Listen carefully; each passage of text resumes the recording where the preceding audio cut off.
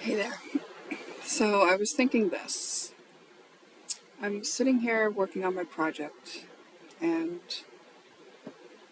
listening to some background noise, which I do all the time.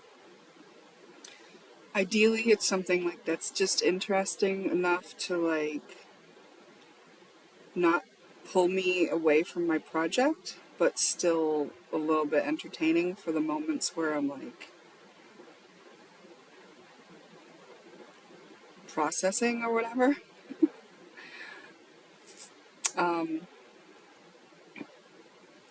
if you look at my human design, have you ever looked at your human design? Well, mine shows that I digest not just food, but information best with some background noise. It's true. So I embrace that, and I usually have something playing on the TV. Usually it's on YouTube while I work on my project sitting here on my bed with my laptop in front of me. You're on my laptop. Hi. So I'm listening to this reader. She's a card reader.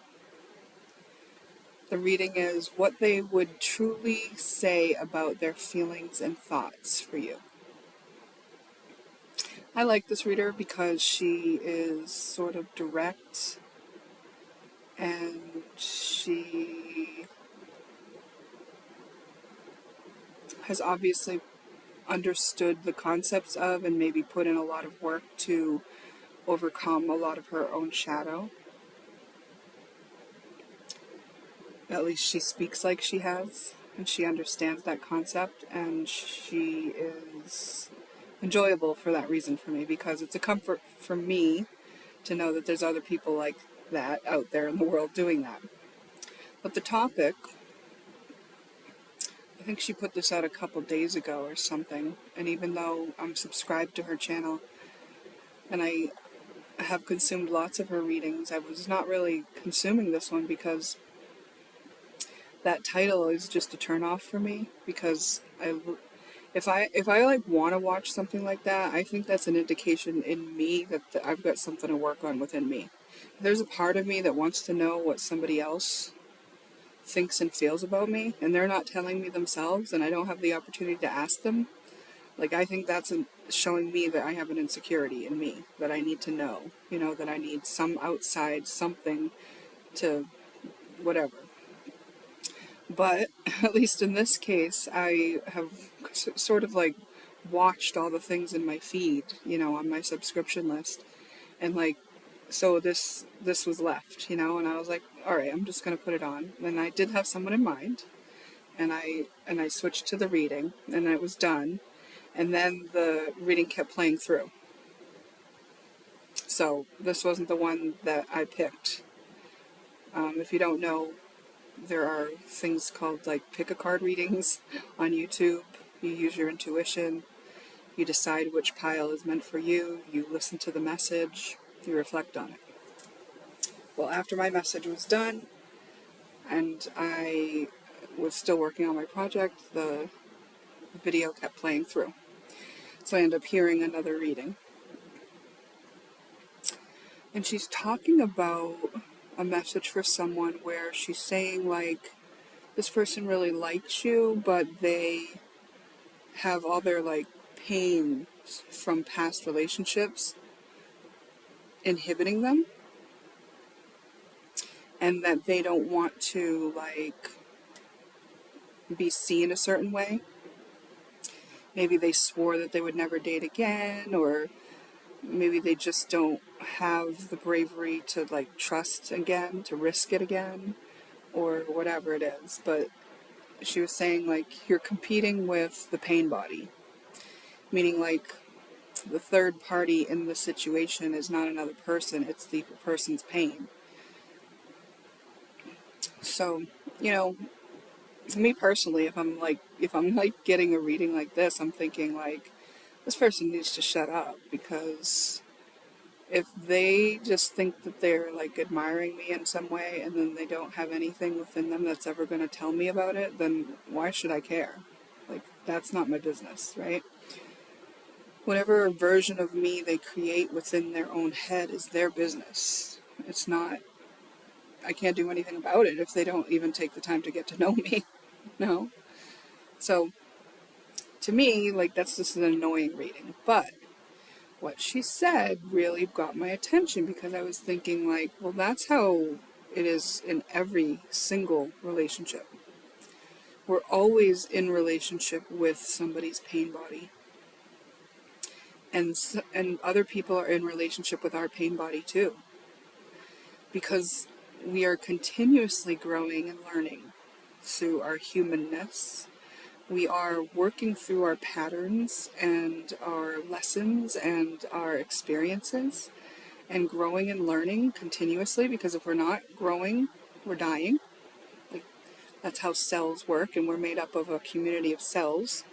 So we have to be growing or we're dying. So we're all in process. So whatever relationship we're in, we're always dealing with somebody else's boo-boos, somebody else's shadow, somebody else's lesson plan, somebody else's what they're going through, what they're feeling, what they're scared of. It's always, always, always going to be that. And I think that's why when we are now faced with this transition of, like, relating in new, higher vibrational ways, that we're looking to stop having expectations of each other, because those expectations are like putting hoops in front of other people and asking them to jump through them. Sometimes they're unspoken expectations, and then the person is definitely going to disappoint us. And the other thing is being attached to an outcome. If we are attached to an outcome and we want it to be for a certain reason, for a certain length of time, with a certain outcome, we might cut ourselves off from what we're actually trying to learn from the situation from a soul level.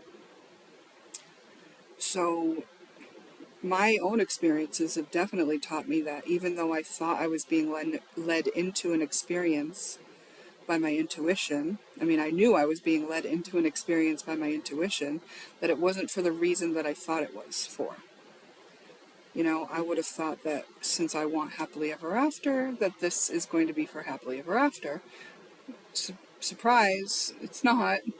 But you still had to have that experience. Like, I still had to go into that experience. I was still getting all the signs and following my intuition and being prompted, right? And what I ended up seeing in those kind of relationships is a lot of my own shadow, because I am self-reflective, and I was, like, shown my own shadow in the context of what I'm like when I'm relating to somebody when they're like that. You know, when their shadow is showing, my shadow is also showing, and who am I looking at? Am I spending all my time blaming them and pointing the finger? Or do I look back at myself to see what this means about me? And that's what I've chosen to do for many years now. And that's because we are always going to be dealing with somebody else's shadow. And I always thought that if I deal with my own shadow, then I can get along with their shadow, which I think is true. I think for the most part it is true, but also I never really thought about the fact that, like, when I deal with my own shadow, I might not want to have to deal with their shadow. Like, I can actually choose. I can actually choose whether or not I want to be in a relationship with that person. Like, I always thought, like, it was, like, sanctioned by God, you know? Like, I thought, like, there's one for me and that's the one, and whatever we got to work through, we'll work through. But instead I'm realizing it might be more like, after I do all my shadow work, like, and I'm not getting into relationships for the purpose of lessons and learning and stuff anymore, then what about just choosing, you know? And that in itself has its own lessons, because it comes with needing to learn to trust yourself, like needing to, like, face any of the things that get in your way of making decisions. You know, one of them is taking responsibility. Like, if I make the decision myself, then I get to take responsibility for that decision and what comes out of it. If I get to say, oh, God told me that I was supposed to be in this, then I can blame God for what happened, you know? But in actuality, even in those situations, I've learned to take responsibility for it, because I do have faith. Like, I do believe that I was led into things that were ultimately for my highest good, even if I didn't know it at the time, you know? It's like anything that we use our discipline for. It's like not pleasant in the moment sometimes, but the payoff is worth it. And that is what I experienced in a lot of the relationships that I was intuitively prompted and led into. So anyways, my point in saying all this is, since at all times, whoever we're dealing with, on whatever level we're dealing with them, whether it be our mother, child, boyfriend, wife, friend, coworker, boss, stranger in the grocery store, we're always going to be dealing with their pain body. And some people's pain bodies are more protective and prominent, and others are more relaxed and stable and secure. And the more stable, relaxed, and secure someone is, the more likely that they've dealt with a lot of the layers of their pain body already, you know? So it's not like the first foot they lead with. It's like sometimes people are healed enough where they can be on their best behavior for a while. And Dr. Bruce Lipton would call that the honeymoon period. And that's when we are using our conscious minds to be on our best behavior. And that happens when we are falling in love. And what ultimately happens is our subconscious patterns come out at some point, because life goes on, right? You have to fall back into your routines of going to work, of, handling things on a routine basis. And those are all covered in your subconscious. So as your conscious mind relaxes from trying to be on its best behavior at all moments of the day, ultimately your subconscious patterns come out, and those are the patterns that have your pain bodies in them, or the patterns that are designed to protect you from ever being activated in your pain body. And some of these are habits that are just about avoiding a certain feeling, or dictating how we operate in the world so that we don't have to deal with a certain thing, or how we operate when we do deal with a certain thing. And it's all like these predetermined ways of acting. It's like a program that runs. And so those are the things that we're dealing with people once they leave that honeymoon phase of being consciously on their best behavior. So since that's the case, because that's how humans work, like, it makes sense that we need to operate in a different way, that we shouldn't have expectations of people, that we should be open to allowing ourselves to get to know them and who they are, who they're being in the moment even, and let them reveal themselves to us. And then we find out if we're compatible or not. And being compatible is something that can be changeable. Like, you can work on it with someone, right? You can decide, like, okay, well, I'm willing to come to this relationship and I agree to show up this way. How do you feel about, agreeing to show up a certain way? And whether or not that person can or cannot starts to let you know whether or not you're compatible with them. Now, if the person says they are capable of doing it, but they ultimately show that they're not, that is a valuable piece of information. They're willing to make an agreement that they know that they cannot keep. And where do you go from there? So it's just like a basis to handle what needs to be navigated when we are relating with somebody else. And that is like, let's agree to show up in certain ways, right? And that way we can count on each other to show up in those ways, because we've got a understanding between us. Like, we've literally talked about it. We know that person is expecting us to show up this way. There's nothing hidden about it. There's no covert stuff going on. There's no expectations, no hoops that we have to jump through. It's like, we have decided that we agree to show up in a certain way. We got to decide that. We took responsibility for it. And if we've lied, we're probably soon going to be found out, and then the other person has the opportunity to, null and void any agreements that were made and move along.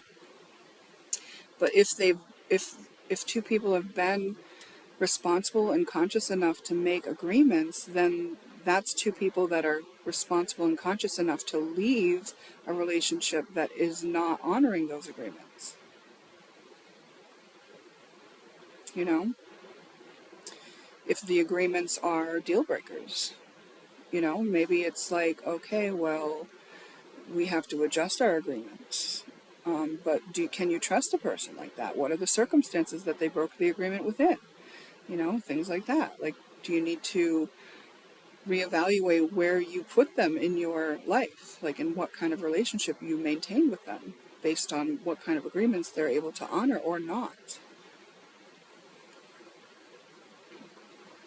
If you are partnered with somebody who is not able to grow and learn, but your whole focus is growing and learning, chances are you will grow apart from them, because that's how it works. So ultimately, it's not like get clear in your own subconscious enough to be like accepting of everybody's else's shadow, because like there is something to be said about reciprocation, you know. And if somebody is not able to reciprocate because they're too much in their shadow, meaning they're too much operating from these programmed responses or fears, and they're not able to step forward on things that they want and desire because they have too many fears holding them back, like, you're not going to stay compatible with that person very long unless you hold yourself back too. And if you hold yourself back too, and you're normally a person who wants to grow and learn, you will grow resentful of that. So, like, I feel like coming into a relationship with another person should take into consideration that they are going to have shadows. You're always going to be so-called competing with the pain body. And so you have to assess how ready and mature the other person is to get in that relationship with you. And if you're not able to have that kind of conversation, then you just know what kind of relationship that's going to be. It's going to be game playing. It's going to be a lot of disappointments and unmet expectations, and that is based on what you knew going into it. If you know you cannot have these type of conversations, then you know the results you're going to get. And that's that you are likely dealing with the other person as a way to help you cope with something uncomfortable within you, something that you need reassurance from, something that you need to project onto them, you know, something that you're trying to distract from. But if you're not willing to self-reflect, then it's that much more likely that you will be using the other person to handle and manage and regulate your own stuff that you're not willing to look at and manage within yourself. And that relationship will have results based on that. So even though earlier on I was going into a relationship thinking it was my happily ever after, and even though I just decided to grow and learn as a way to try to keep the relationship, becoming the version of myself that understood how to grow and learn eventually brought me to a place where I just grew apart from that person, because they were not growing and learning at the pace that I was growing and learning at. And I could no longer ignore it. It was no longer about trying to make the relationship work.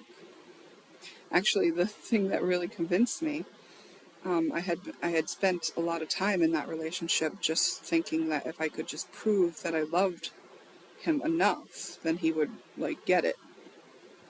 Then he would stop trying to keep me insecure and stop trying to play the field behind my back and all kinds of stuff. And one day he said to me, like, I know that no one will ever love me more than you love me, and still we cannot make this work. And then I was like, oh, like, he already knows. He already knows that I love him the most. He admits that, and he still does not think that's enough. Oh, pretty easy to walk away then, you know? We're not compatible. I don't even know why. Because that was never a conversation that could be had, because we could never have conversation about what we agreed to. It wasn't a relationship based on that. It was a relationship based on codependency and need, and game playing, and stroking someone's, you know, him stroking his own ego with the amount of devotion I was willing to give, and the amount of kind of bullshit I was willing to put up with, you know, that told him how special he was. Well, yeah, he was special, and that is why I was willing to put up with it, but not to my own detriment. It could only take so much. So those relationships I got into on the basis of thinking I was led there, that it was meant to be a relationship that I should work on and through because I was led there through my intuition. But it was missing those key elements of like having a conversation and making agreements and being open to what this could mean. I had already decided what it meant, and that was, this is my happily ever after. I got to make it work with this guy. That wasn't true. And I couldn't even like fathom that as an option until the day that he told me that it didn't like matter that I loved him the most out of anyone who would ever love him. And that was like, oh, well, God wouldn't do that to me. Okay, I've misunderstood the situation, because God would not do that to me. That would be cruel, you know? So these conversations, I feel like if we find ourselves willing to go into a relationship without having these direct conversations, I think that's a problem. And, you know, I've seen a couple Instagram like reels about this group of men talking about how they're trying to be dating on and like there's a group of men coaching one of their friends about what they're doing wrong within like the dating world. Like, and the last one that I saw was him talking about how he had all these conversations going on a dating app, and that the women were just like dropping out of the conversation. And I think that what we have to do is start acknowledging that a lot of people have been hurt, and a lot of people have been ghosted, and a lot of people think that they're being played all the time because they have been played. You know, I think I would be very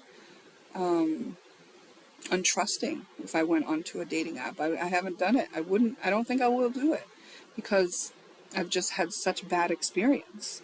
But like, that's part of the experiences that I've had and learned from in this life. So like, the man that I get involved with would need to understand that and know that. Like, dude, I've been really betrayed. I've been treated bad. I've let myself be treated bad for a long period of time, and it took me a while to figure it out. So like, I'm going to be cautious, and you might not deserve the level of cautious that I will be. You might not deserve or feel comfortable with the level of discerning I will be when I look at you to see if you're meeting the agreements that we have. But that's what I'm going to have to do. And like if you can't accept that about me, right? If that's going to be taken personally and all that kind of stuff, then we're not compatible, because I do carry this shadow, this wound. This is part of my stuff that we're going to have to navigate through and with and through. And so if this isn't something that that you can agree to navigate with me, through, then we're not compatible, right? So I think like doing the self-work can enable us to make better agreements with people to find out if we are compatible. But there'll be lots and lots of people that are not that self-aware, that don't really know. And we're going to have to like be brave enough to have those kind of conversations. And actually a lot of people might get turned off, but like, what if we just made it a movement of how we navigate these things from now on? And instead of moving towards a movement that says, oh, let's just have no strings attached, one night stands and hooking up as a culture to deal with our hurt, to deal with our lack of commitment, to deal with our fear of getting screwed over. Let's turn our emotions all the way off and then just play lustfully. Instead of that, why don't we lean into the discomfort of having to face these conversations that take a bit of bravery and authenticity and vulnerability? Like, we've got to change this around for ourselves, because if you just look at the bigger picture of what happens when people are procreating and they're single and there's not a family unit, like it really does take a village. Like, You do need support in order to be effective at parenting. It's a lot of work. And especially to be a good parent, and we need support. And maybe traditional family life isn't going to stay like what it was in the 50s or anything like that. But that doesn't mean that we don't need partnership and need support, and that we don't deserve to have stability and trustworthy partnerships in our lives. And so what if we were brave enough to start having those kind of conversations, to make room, build it. Just build it, because it needs to be built from the ground up, really, from the tattered, shattered place that we are, which is that a lot of people have given up on it. And a lot of people don't believe in marriage because, a lot of them have failed. And, it could just be having to do with how we've been doing it and expectations. And if our expectation is that somebody's just going to comply and worship us like we're a goddess, like that might not be realistic. If our expectation is that she's going to look like Barbie and clean the house without no complaint and also service us whenever we want, like, it might not be realistic. Like, we are all human beings, and we've got our baggage. Like, here we are, and we do have to, don't we have a responsibility to set some sort of example for the younger generations? How are they going to find their way if they don't have any examples of people who are doing it and making it actually work? And we can't expect them to be the ones to establish that, although I'm sure a lot of them are smart enough to do it. But we are the ones with the wisdom of everything that we know that doesn't work. So we have a lot of stuff to start with in order to build it. What do you think? What are your thoughts? I don't know. This is just something I felt like sharing when I heard that reading, which was very entertaining, as it was meant to be.